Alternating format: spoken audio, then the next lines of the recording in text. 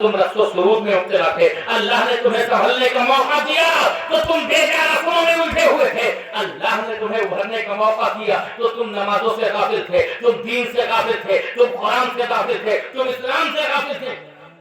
اللہ نے چاہا کہ تم اس کی طرف لوٹ آؤ، مگر پھر بھی تمہارا وجود اس کے در پہ تھا، تم آسانیوں میں مبتلا تھے، آسائشوں میں مبتلا تھے۔ اب توبہ کا دروازہ بند ہو چکا، جاؤ اپنے اعمال کے لیے، مقافات عمل کے لیے تیار ہو جاؤ، جو تم نے بویا ہے وہ کاٹنے کا وقت آ گیا ہے۔ اتنا کہنا تھا، لوگ رونے لگے، آپ نے فرمایا رونے کا وقت نہیں۔ بڑے بڑے مالدار اور شہر کے بڑے بڑے لوگ کہا حضور دولت کا ڈھیر لگا دیں گے، پیسے کا ڈھیر لگا دیں گے، کہا جو ہونا ہے وہ ہو کے رہے گا، اب کچھ نہیں ہو سکتا۔ ہنستے شیخ فرید الدین عطار اندر گئے اور آپ ایک فقیر کو ذرا دیکھیں، ایک اللہ کے ولی کو دیکھیں، تسبیح سے محبت کرنے والے کو دیکھیں، مصلی سے محبت کرنے والے کو دیکھیں، مسجد میں 5 وقت نماز پڑھانے والے کو دیکھیں، ایک فقیر بے نوا کو دیکھیں۔ اس فقیر نے جنگی لباس پہنا، تلوار لگائی اور ترکش تیر کا لگایا اور اپنی خانقاہ سے باہر نکلا۔ لوگوں نے کہا ایک درویش، جملے پہ غور کیجئے گا، اسی پر گفتگو ہے، ایک فقیر جو مصلی پر ہمیشہ رہا ہو، جو تسبیح پر ہمیشہ رہا ہو، جو ہمیشہ لوگوں کو اخلاقیات اور دین اور نصیحت کی بات کرتا ہو، وہ فوجی لباس میں آ گیا۔ آپ سے لوگوں نے کہا کہ حضور یہ کیا ہے؟ فرمایا یہ وہ چیز ہے جو میرے آقا نے بدر میں کیا تھا،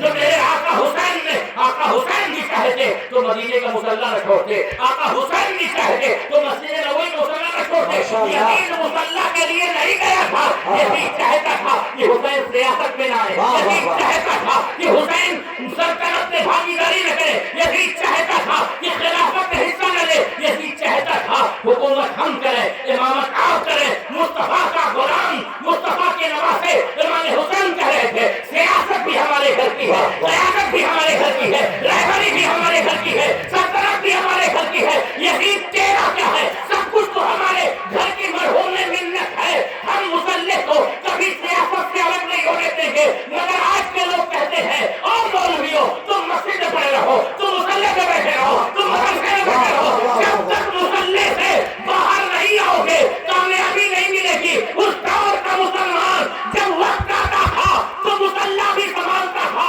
اس زمانے کا امام جب وقت آتا تھا تو مصلی بھی سنبھالتا تھا، اور جب اسلام پر وقت آتا تھا تو تلوار نکال کر کے میدان عمل میں اسلام کی بقا کے لیے، اسلام کے تحفظ کے لیے، اسلام کو فروغ دینے کے لیے جانے جانی اپنی جانے جا اپنی کسی کو کر دیتا تھا، اور دنیا کو اگر تھا کہ چل نہ سکتے تھے، اگر جب انہیں الجاتے تھے وہاں شیروں کے بھی میدان سے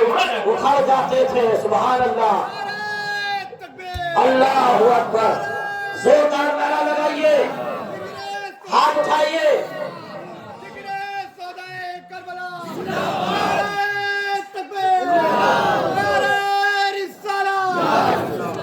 آپ جانتے ہیں شیخ فرید الدین عطار نکلے، شیخ نجم الدین کبریٰ تاتاریوں سے لڑتے ہوئے شہید ہو گئے، شیخ فرید الدین عطار کو گرفتار کر لیا گیا، 85 سال عمر تھی جس وقت آپ لڑ رہے تھے۔ آج ہم کو نہ جانے کیا ہو گیا ہے، ہم سوچتے ہیں ہم جیلوں میں بند کر لیے جائیں گے، ہم قید و بند کی مصیبتوں میں لیے، تم مجاہد ملت سے بڑے نہیں ہو گئے ہو، حافظ ملت سے بڑے نہیں گئے ہو، جس نے جیل کی قید خانے میں مجاہد مفتی اعظم ہند سے بڑے نہیں ہو گئے ہو۔ جیل جانا تو یہ سنت ہے،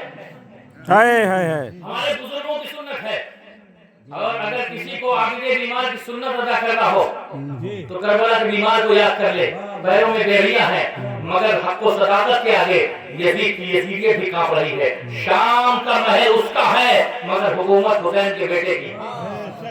شام کا محل اس کا ہے مگر حکومت علی کی بیٹی کی ہے، علی کی بیٹی کا مشاہدے میں بولتی ہے تو پورا کا پورا ایمان برقرار ہوتا ہے۔ شیخ نجم الدین کبریٰ شہید ہو گئے اور فرید الدین عطار کو پکڑ لیا گیا، کہا اس بوڑھے کا ہم کیا کریں؟ آخری بات سن لیجئے، اس بوڑھے کا ہم کیا کریں، اس کا تو کوئی پیسہ بھی نہیں دے گا، تو کہا ایک گٹھڑ گھاس کے بدلے اس کو بیچ دو۔ آپ نے فرمایا میں اتنا سستا نہیں ہوں، کیا بات ہے، اور کچھ ملے گا۔ اسے کیا پتا تھا وہ فقیر بے نوا کون ہے، اسے کیا معلوم تھا اور ملے گا، پھر کیا کیا جائے؟ اس نے کہا، آپ نے ارشاد فرمایا ایسا ہے کہ کوئی بھاری چیز اگر کوئی دے رہا ہو تو اس کے بدلے ہمیں بیچ لینا۔ جب اس سپاہی سے آپ نے کچھ